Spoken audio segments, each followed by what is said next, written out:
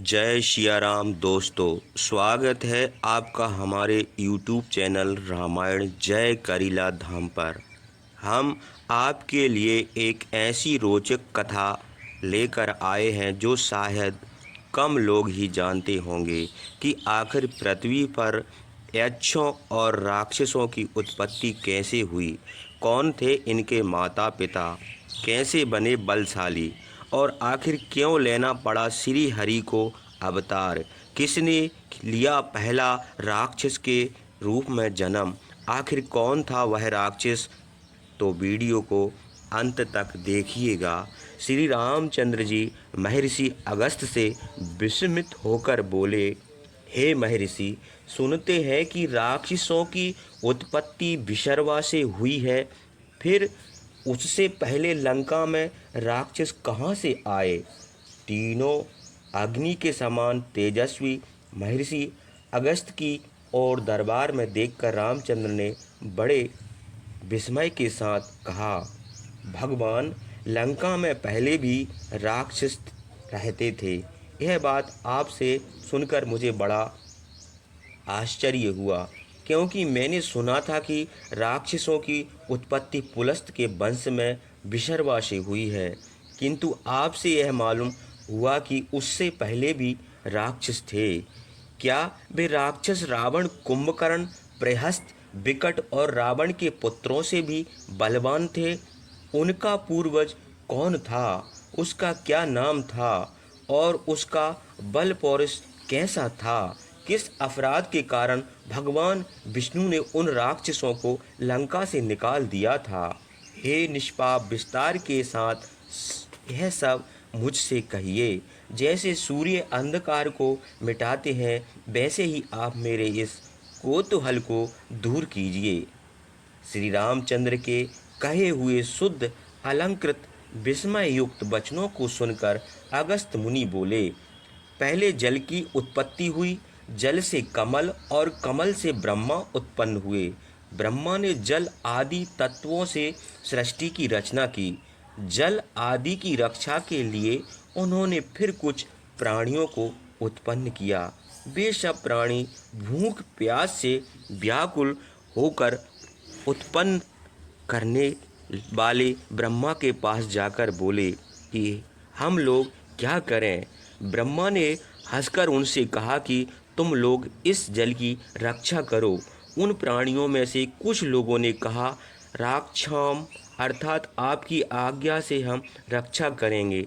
अन्य लोगों ने कहा, यच्छाम अर्थात हम भूखे हैं, हम भोजन करेंगे। तब ब्रह्मा ने कहा, तुम लोगों में से जिन्होंने राक्षाम कहा है वे राक्षस होंगे, और जिन्होंने याच्छाम कहा है वे ही यक्ष होंगे। ब्रह्मा के यह ही कहते ही हेति और प्रहति नाम के दो भाई मधु के टब के समान बलवान राक्षस उत्पन्न हुए। प्रहति धार्मिक था, इसलिए वह तप करने के लिए तपोवन को चला गया। हेति अपना विवाह करने का उद्योग करने लगा। काल की बहन, जिसका नाम था भया और जो सबको भय देती थी, हेति ने उसके साथ विवाह किया। उसके एक पुत्र उत्पन्न हुआ जो महातेजस्वी और सूर्य के समान प्रकाशित था। उसने पुत्र का नाम विद्युत केस रखा। जल में कमल के समान वह पुत्र बढ़ने लगा। सब उसकी युवा अवस्था हुई, तब हेति ने उसका विवाह करने का प्रयत्न किया। यह संध्या के पास गया और उसकी कन्या जो उसी के समान थी अपने पुत्र के लिए मांगी। संध्या ने सोचा कि इसका विवाह किसी के साथ तो करना ही है, इसी के साथ क्यों ना कर दें। यह सोचकर उसने विद्युकेश को अपनी कन्या दे दी। वह राक्षस बड़ा प्रसन्न हुआ।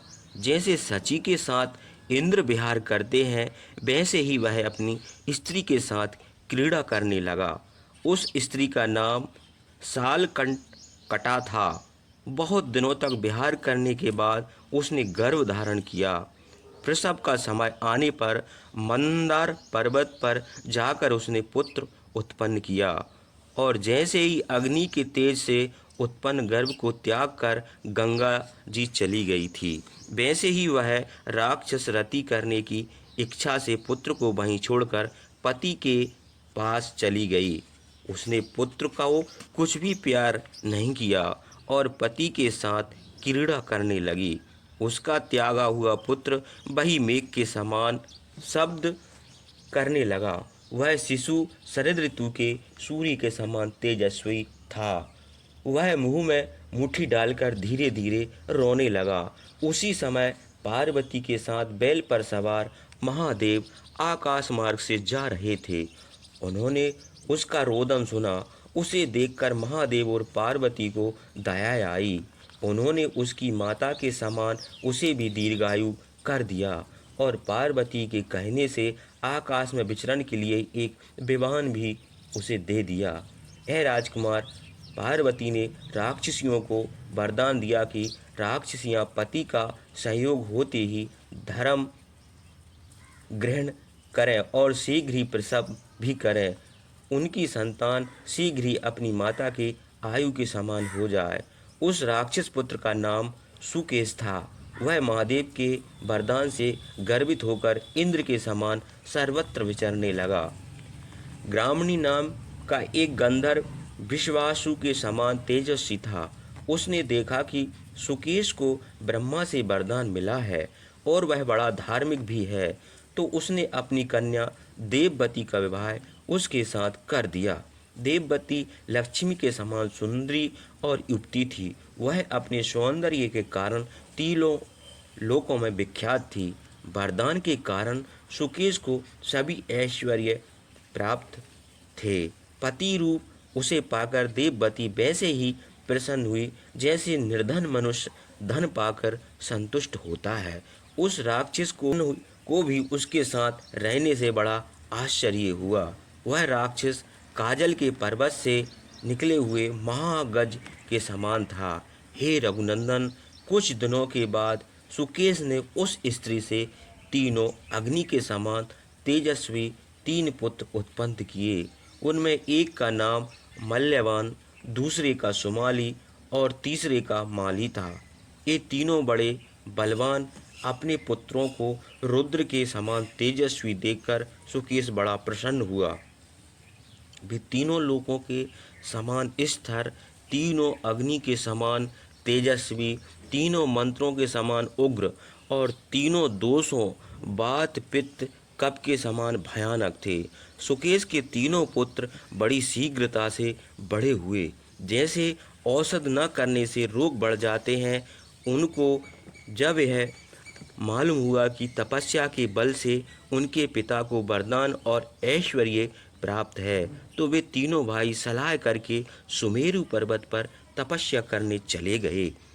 हे नृपसत्तम, उन राक्षसों ने कठिन तपस्या और नियमों का पालन करके तपस्या की। सत्य, सरलता और इंद्रियों का दमन आदि संसार में दुर्लभ कठिन तपस्या करके देवता, दैत्य और मनुष्य सहित तीनों लोकों को संतप्त कर दिया।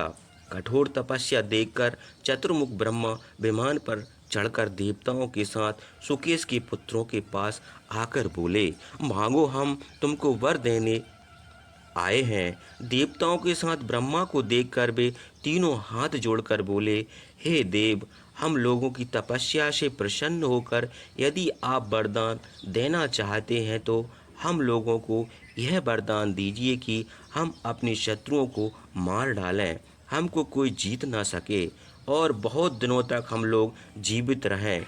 हे महाराज, हम तीनों भाइयों में परस्पर स्नेह भी बना रहे। बहुत अच्छा, ऐसा ही होगा। सुकेश के पुत्रों से यह कहकर ब्राह्मणों पर दया करने वाले ब्रह्मा अपने लोक को चले गए।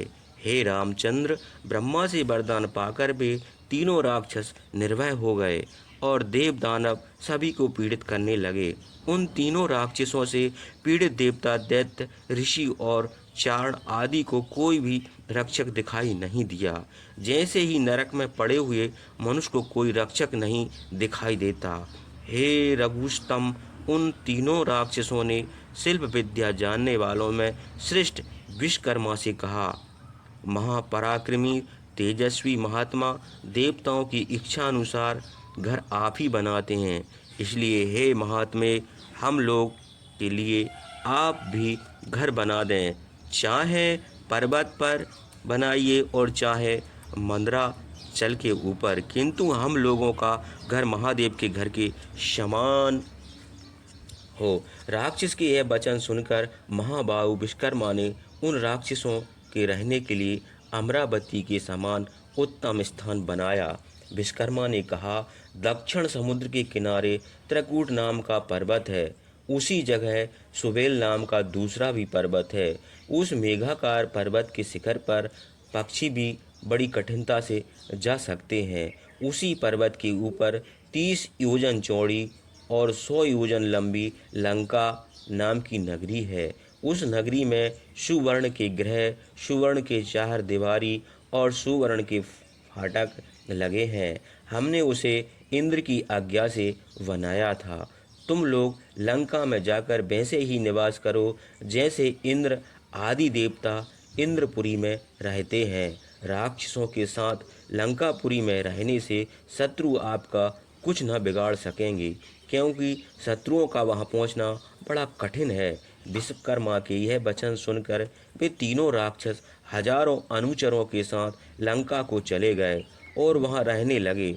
लंका की चार दीवारी बहुत मजबूत थी और बड़ी गहराई से सोने के सैकड़ों घर बने थे। राक्षस वहां बसकर बड़े प्रसन्न हुए। हे रघुनंदन, उन्हीं दिनों में नर्मदा नाम की एक गंधर्वी हुई। उसकी 3 कन्याएं थीं। यद्यपि नर्मदा राक्षसी नहीं थी, वह गंधर्व थी, किंतु उसने अपनी कन्याओं का विवाह तीनों राक्षस माल्यवान, शुमाली और माली के साथ कर दिया। वे कन्याएं बड़ी सुंदर थीं, चंद्रमा के समान उनके मुंह थे। तीनों राक्षस अपनी अपनी स्त्रियों के साथ विहार करने लगे, जैसे देवता अप्सराओं के साथ क्रीड़ा करते हैं। मल्यवान की स्त्री का नाम सुंदरी था। वह सुंदरी बहुत ही सुंदर थी। मल्यवान और सुंदरी से जो संतान उत्पन्न हुई उनके नाम सुनिए: वज्रमुष्ट, विरूपाक्ष, दुर्मुख, सुप्तघन, यज्ञकोप, मत्त और उन्मत्त तथा अनला नाम के अति सुंदर कन्या से ये सब माल्यवान की संतान थीं।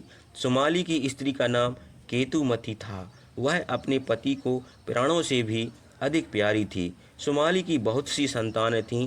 उनके नाम ये थे: प्रहस्त, अकंपन, विकट, अलकामुख, धूम्रपाक्ष, सुपार्श्व, सहादी, पृघस, भास्कर्ण। ये 10 पुत्र और राका, पुष्पोत्कटा, केकसी और कुंभनीसी ये 4 कन्याएं। माली की स्त्री का नाम वसुधा था। वसुधा भी बड़ी सुंदरी थी। कमल दल के समान उसके नेत्र थे। उनकी संतानों के भी नाम सुनिए: अनल, हर और संपाति। ये माली के पुत्र थे। ये चारों राक्षस विभीषण के मंत्री हुए। वे तीनों राक्षस अपने बाहुबल से गर्वित होकर अपने पुत्रों के साथ इंद्र आदि देवता, ऋषियों, नाग और यक्षों को पीड़ित करने लगे। पवन के समान संसार में घूमते थे। युद्ध में मृत्यु के समान भयानक थे। वरदान से गर्वित होने के कारण यज्ञ की क्रियाओं का विध्वंस करते थे। देवता, गंधर्व, ऋषि और यक्ष आदि जब उन तीनों राक्षसों से बहुत पीड़ित हुए तो डर के मारे वे लोग देव महादेव की शरण में गए। महादेव इस संसार के सृष्टिकर्ता, रक्षक और संहारक हैं। वे न कभी जन्म लेते हैं और न उनकी कोई रूप है। सब लोगों के आधार, आराध्य और परम गुरु भई हैं। काम के शत्रु त्रिपुरार त्रिनेत्र महादेव के पास जाकर देवताओं ने हाथ जोड़कर डर के मारे गदगद स्वर से कहा: भगवान, सुकेश के पुत्र माल्यवान, सुमाली और माली ब्रह्मा के वरदान से बड़े प्रचंड हो गए हैं। वे सब प्राणियों को पीड़ित करते हैं। उन राक्षसों ने हम लोगों को स्वर्ग से निकाल दिया है और देवताओं के समान स्वर्ग में क्रीड़ा करते हैं। हम लोगों के रहने का अब कोई स्थान नहीं है, इसलिए आपकी शरण में आए हैं। वे राक्षस अपने को ही ब्रह्मा, विष्णु, रुद्र, यम, वरुण, सूर्य और चंद्रमा बताते हैं, अपने अनुचरों के साथ सब प्राणियों को पीड़ित करते हैं। हे देव, भय से पीड़ित हम लोगों को आपकी सिवा और कौन अभय कर सकता है। आप रुद्र का रूप धारण करके